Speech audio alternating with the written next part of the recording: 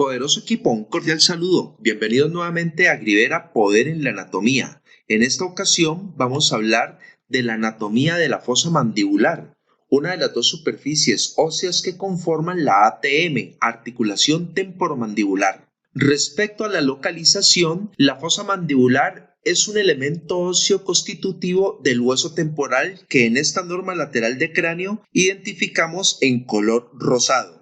Recordemos que el hueso temporal en sentido lateral y superior presenta una porción escamosa. En sentido lateral y posterior, la porción mastoidea.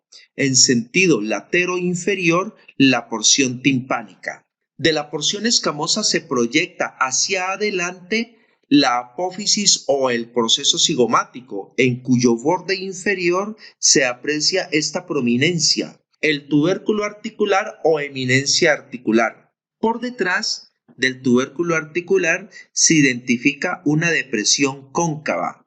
Esta es la fosa mandibular. Se denomina así porque establece una relación articular con el cóndilo de la mandíbula.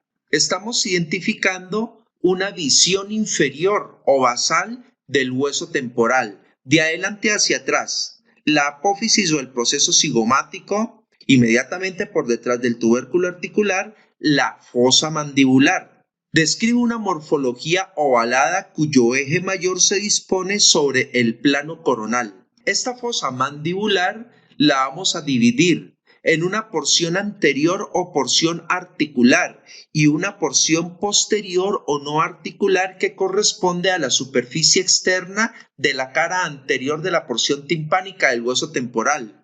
Esta es una visión lateral de la articulación temporomandibular, donde se identifica superiormente la fosa mandibular que está tapizada por cartílago hialino articular, que es una variedad de cartílago hialino sin pericondrio. Inferiormente, el cóndilo de la mandíbula, también tapizado por cartílago hialino articular. Entre las dos superficies osteocartilaginosas, la cavidad sinovial. Y algo muy particular de la ATM es que dentro de la cavidad sinovial aparece el disco articular, un cartílago fibroso que se comporta a manera de un menisco. Con relación a los límites de la fosa mandibular, vamos a tener en cuenta que la fosa mandibular va a presentar 4 límites, uno en sentido anterior, en sentido lateral, en sentido posterior y en sentido medial. El límite lateral de la fosa mandibular corresponde al borde inferior de la raíz de la apófisis o proceso cigomático del hueso temporal. Este límite está definido anteriormente por el tubérculo articular, posteriormente por el tubérculo posglenoideo que separa la fosa mandibular del conducto auditivo externo. Entre el tubérculo articular y el tubérculo posglenoideo, este límite lateral presenta una incisura o escotadura.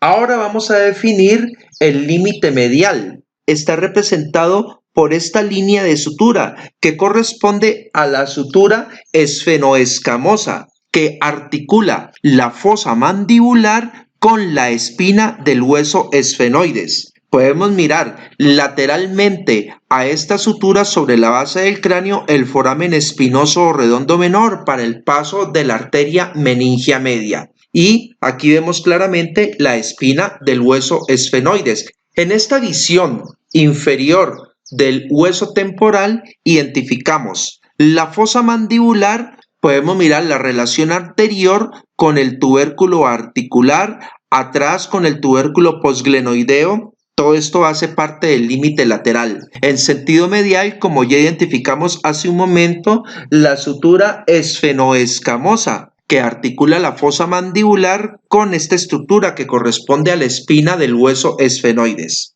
En sentido posterior aparece esta línea que corresponde a la fisura timpanoescamosa, que articula el borde posterior de la fosa mandibular con el borde anterosuperior de la porción timpánica del hueso temporal.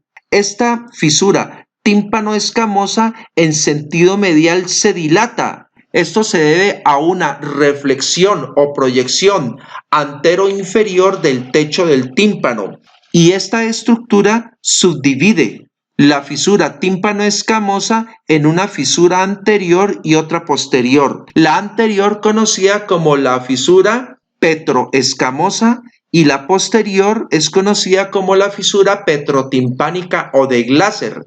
A través de esta fisura petrotimpánica pasa la cuerda del tímpano, un ramo parasimpático y gustativo originado del nervio facial. Por la fisura tímpano-escamosa pasa la arteria timpánica anterior, una rama de la arteria maxilar. Podemos identificar en sentido anterior cómo la fosa mandibular se relaciona lateralmente con el tubérculo articular y medialmente con la cara inferior de la porción escamosa del hueso temporal. En esta imagen identificamos el canal facial, tradicionalmente denominado el acueducto de Falopio, por donde pasa el nervio facial para luego salir por el foramen estilomastoideo. Aproximadamente 1 milímetro por encima del foramen estilomastoideo, el nervio facial en este trayecto intrapetroso emite esta rama, la cuerda del tímpano que llega al oído medio entre la cruz larga del yunque y el martillo. Se proyecta en sentido anterior y aquí podemos ver cómo está saliendo a través de la fisura petrotimpánica o de Glaser para llegar a la fosa infratemporal y unirse al nervio lingual de la división mandibular del trigémino. Las relaciones anatómicas. La fosa mandibular se relaciona inferiormente con el cóndilo de la mandíbula, pero recordemos que entre el cóndilo de la mandíbula y la fosa mandibular aparece el disco articular, un cartílago de naturaleza fibrosa. Particularmente la fosa mandibular se relaciona con la superficie superior de este disco articular. En sentido anterior, el músculo pterigoideo lateral, que incluso realiza inserciones en el extremo anterior de este disco articular.